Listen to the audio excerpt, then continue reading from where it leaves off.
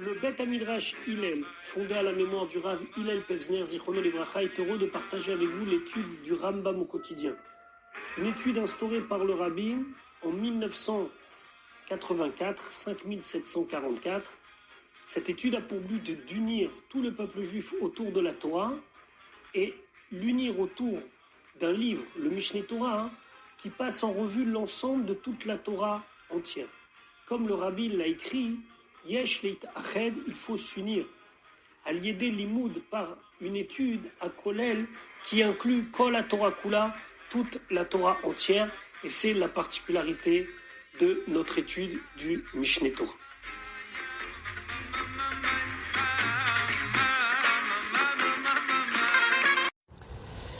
Nous allons maintenant étudier notre 112e shiur depuis la reprise de l'étude du Rambam au quotidien au rythme d'un chapitre par jour, d'un pérek par jour. Nous sommes dans Ilchot Shabbat, dans les lois du Shabbat, au pérek Révi, au 4e chapitre.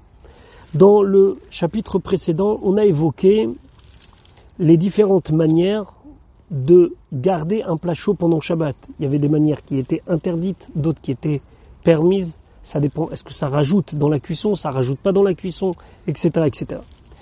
À l'époque, il y avait un autre moyen qui s'appelle Atmana. Atmana, c'est enfouir le plat, la casserole, dans des matériaux qui vont ou préserver la chaleur, ou rajouter et continuer le mode de cuisson. Atmana pendant Shabbat, dans certains cas, c'est interdit. Alors quand je dis pendant Shabbat, c'est même lorsque je l'ai mis avant Shabbat. Pendant Shabbat, c'est impossible. Mais si j'ai mis un plat avant Shabbat, et donc je l'ai enfoui par exemple dans des habits, est-ce que j'aurai le droit de le consommer pendant Shabbat ou pas? Ça, c'est Atmana. Halacha Aleph, Yesh Dvarim, il y a donc des matériaux, chez Im Taman Baem Hatafshil, que si on va enfouir un plat dans ces matériaux, donc si on va prendre la casserole et on va la mettre à l'intérieur et ça va être complètement recouvert, ou mitramem, il chauffe, ou mosifim bebishulo kenaesh, et ça rajoute dans la cuisson comme si on l'avait mis dans le feu. Kegon par exemple, gefet, ce sont des restes d'olive ou de sésame que lorsqu'on les a écrasés, les résidus, on utilisait ça pour chauffer les plats. Vezevel, ou alors des fois c'est des excréments d'animaux, melach, du sel, sid de la chaux, Vechol du sable, o zogin. Zogin, c'est lorsqu'on pressait le raisin, tous les résidus, on les récupérait pour en faire des matériaux chauffants. Ou mochin. Mochin, c'est de la laine que l'on utilisait pour remplir par exemple les édredons. Va'asavim et des herbes. Alors concernant zogin, mochin et asavin, le Rambam nous précise, bisman chez shloshtam lachin, c'est quand ils sont encore lach, c'est-à-dire frais, Mechamat Atzmam de eux-mêmes. Je ne vais pas maintenant rentrer dans la raison pour laquelle le Rambam il précise que c'est Mechamat Atzmam qui sont frais de eux-mêmes, c'est-à-dire qu'on ne les a pas arrosés ou autres, parce que le Rambam ici, il vient trancher dans une discussion qui est dans la Gemara Shabbat, et dans le cadre de notre shiur, on ne va pas chercher ici à savoir pourquoi il a rajouté l'achim Mechamat Atzmam, mais il faut savoir qu'il y avait deux manières d'utiliser ces matériaux, quand ils étaient frais de eux-mêmes, donc de l'herbe, ou bien de l'herbe qu'on maintenait dans une certaine fraîcheur et qu'on utilisait aussi comme matériau pour enfouir les plats. Udvarim et Elou, et donc tous ces cas-là, Nikraim, sont appelés Davar Amosif. Ce sont des matériaux qui rajoutent de la chaleur. Veyesh Dvarim, mais il y a d'autres cas, d'autres matériaux, chez Im Taman Baim Atafshil, que si j'ai enfoui le plat dedans, Yishaer Bachamimuto Bilvad, il va rester chaud. Donc ils sont en effet isothermes. Ve'en Amosifim lo Bishul, et ça ne rajoute pas dans la cuisson, et là, mon im auto militstanen. Simplement, ça empêche le fait qu'il va refroidir. Kegon, par exemple, les trois derniers cas qu'on a parlé, zogin ou mochin va savim.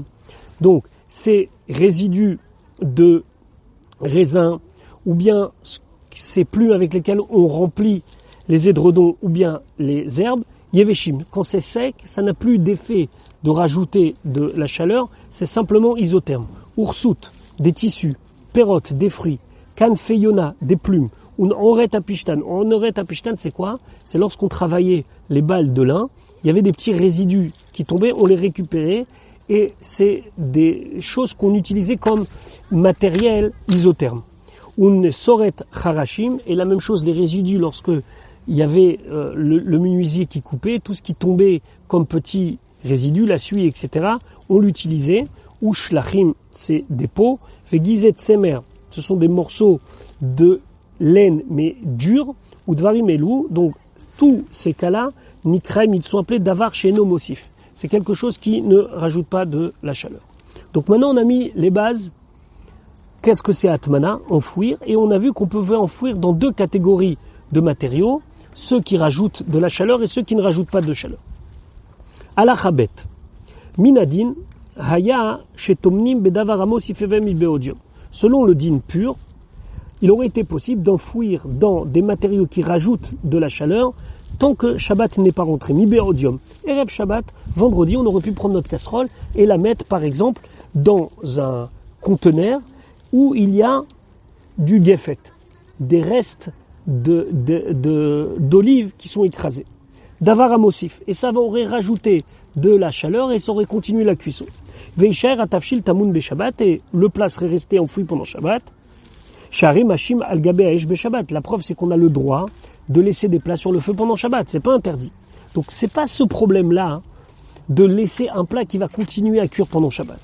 Aval asrou chachamim, mais les chachamim ils ont interdit cela. Les atmin bedavar amosaf mibodium, de mettre de mettre dans quelque chose qui rajoute de la chaleur avant même l'entrée de Shabbat. Pourquoi? Gzera shema, de peur que tirtach hagdera, que finalement la casserole va commencer à bouillir pendant Shabbat, Shabbat. Vitztarech legalotar, il va falloir donc la découvrir de ce récipient dans lequel elle est complètement enfouie, ad shetanouach hareticha, jusqu'à que donc l'effet de bouillir comme ça se calme, entre guillemets, ça s'arrête. Veyarzor veichase be Shabbat. Et qu'est-ce qu'il va faire après, une fois que la cuisson elle sera un petit peu descendue? Il va recouvrir pendant Shabbat. Venimtsa tomen bedavar amosif be Shabbat chez Wasson. Et là, il va y avoir un problème, puisque ça s'appelle qu'il va enfouir pendant Shabbat dans quelque chose qui rajoute de la chaleur. Donc, c'est une gzera des chachamim de ne pas enfouir mi beodium avant même l'entrée de Shabbat dans davar amosif, dans quelque chose qui rajoute de la chaleur. Les fichar, c'est pour cela. Mutar le amtin bedavar amosif ben hashmashot. Il dit qu'on a le droit, par contre, ben hashmashot, ça veut dire juste avant l'entrée de Shabbat, on verra ça Bezrat Hashem dans notre prochain shiur, c'est quand ben hashmashot.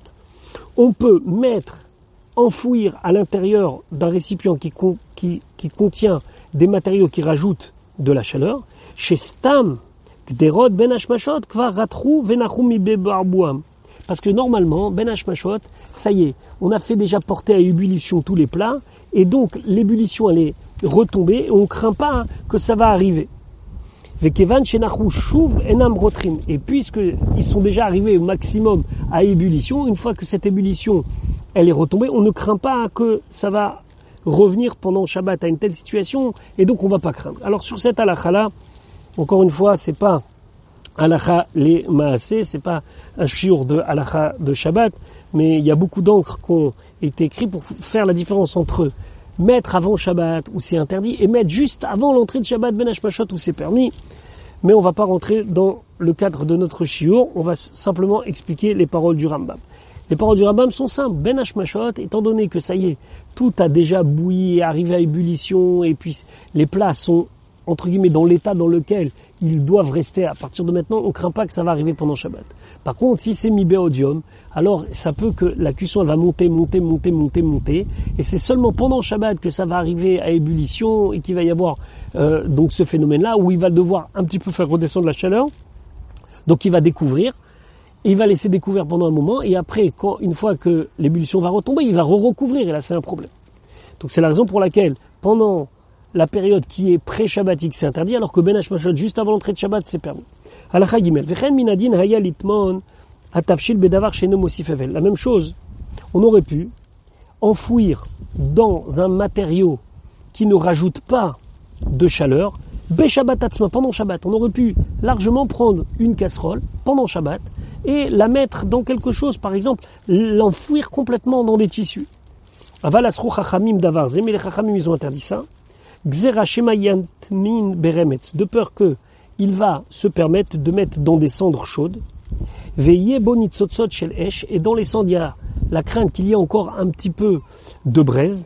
Venim tsachot bagechalim, et donc lorsqu'il va enfouir, c'est comme s'il va un petit peu attiser le feu. Les fichach asrou lamtin bedavar cham beshabbat, c'est pour ça qu'on n'a pas le droit d'enfouir quelque chose de chaud pendant Shabbat, va filou bedavar shenem mosif, même si c'est quelque chose qui ne va pas rajouter de la chaleur. Donc ça, c'est pour ce qui ne rajoute pas de chaleur, on ne peut pas utiliser pendant Shabbat, on ne peut pas enfouir pendant Shabbat.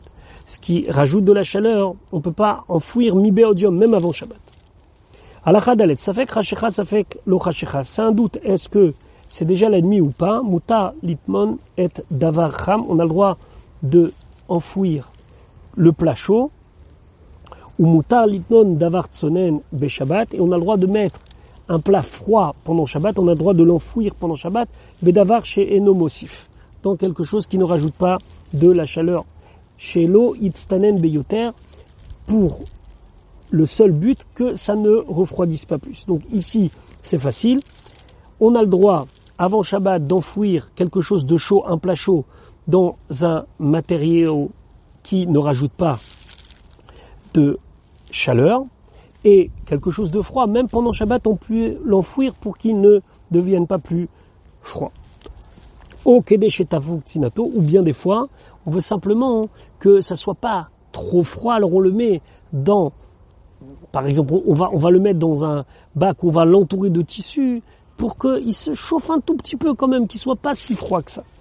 Chamin shetemanan me'erev Shabbat, si on a mis un plat chaud, qu'on a enfoui la veille de Shabbat, venid galou be Shabbat, et pendant Shabbat, la couvercle s'est enlevé, et donc maintenant, le plat n'est plus tout à fait enfoui, moutar, les chassotan, on a le droit de remettre le couvercle. Charé et nomosif, parce que ça ne rajoute pas. Il est dans des matériaux qui ne rajoutent pas. Ou moutar, les achlif, akisui be Shabbat, on peut même changer de couvercle pendant Shabbat. Ketzad. Par exemple, Notel Kessout, il peut prendre un tissu qui était sur la casserole, ou maniar, et à la place de ce tissu, il pose kanfeyona, des plumes. Au notel kanfeyona, ou bien il avait enfoui dans des kanfeyona, dans des plumes, ou maniar haksout, et à la place, il enlève et il met un morceau de tissu. Pourquoi? Parce que ça n'a aucun effet sur la cuisson. Alachae, pina atavshil, o hamaim achamim mikli, les kli acher. Si, donc, il a enlevé le plat qui était dans la casserole numéro 1, ou bien l'eau chaude qui était dans l'ustensile numéro 1, les kli acher, il a transvasé dans un autre keli, dans un autre ustensile. Mutar le atmin hakeli a acher be Shabbat, le deuxième keli, le keli B, le keli sheni, on aura le droit de l'enfouir pendant Shabbat, bedavar she'eno mosif, dans quelque chose qui ne rajoute pas de chaleur. Par exemple, il pourra l'entourer de tissu. Que mo davar hatsonen, comme quelque chose qui était froid. Pourquoi? Shelo asrou le atmin be Shabbat et la davar cham, sheu bikli rishon shenid bashelbo. Parce que ce que les chachamim, ils ont interdit et qu'on vient de voir, c'est uniquement un plat chaud qui est dans sa casserole dans lequel il a été cuit. Aval impinaou, mais si on a transvasé, il n'y a pas de problème. Alachavaf, manichim mecham. On a le droit de laisser, c'était un ustensile dans lequel on mettait de l'eau à chauffer, al-gabe mecham beshabbat, sur un autre ustensile qui est lui-même chaud. C'est-à-dire que je prends une casserole avec de l'eau chaude, je mets au-dessus une deuxième casserole avec de l'eau chaude. Ou gdera, et une casserole, al-gabe gdera sur une autre casserole. Ou gdera al-gabe mecham, et j'ai le droit de mettre une casserole sur un mecham, donc sur cet ustensile qui était en cuivre dans lequel on mettait l'eau à chauffer, ou mecham al-gabe gdera, et ainsi je peux mettre un mecham sur une gdera.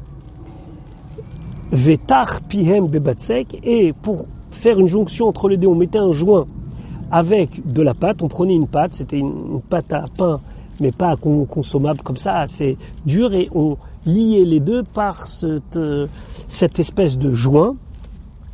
Et ça, c'est l'eau bishvil chez Yuchamu. C'est pas pour qu'il se réchauffe. Et là, bishvil chez Yamdu al-Khumam, c'est uniquement pour garder la chaleur qu'ils avaient. Shelo asrou ela le'atmin be Shabbat. Ce qu'ils ont interdit, c'est d'enfouir pendant Shabbat.